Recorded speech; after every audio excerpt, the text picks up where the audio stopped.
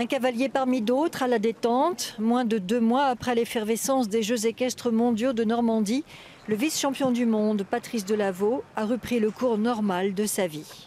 Ça n'a pas changé grand-chose. Je signe juste sur un peu plus d'autographes et je me fais beaucoup prendre en photo avec les gens.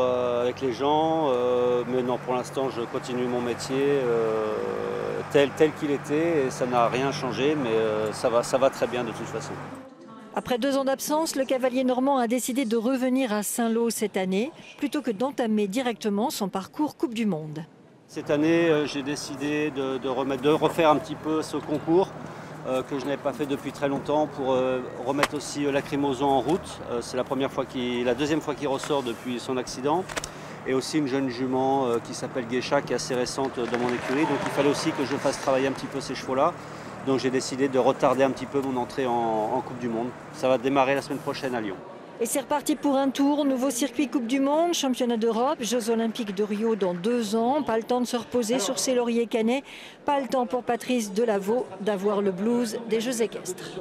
Après on peut se sentir un petit peu seul le lendemain. C'est vrai qu'on peut se sentir un petit peu, pas oublié, mais un petit peu déconnecté et de repartir en compétition tout de suite. C'est justement, je pense que ça évite ça et que c'était une bonne chose. Garder la tête froide, tout remettre en jeu à chaque épreuve, c'est la dure réalité de ce sport. Mais Patrice Delaveau n'est pas vice-champion du monde pour rien.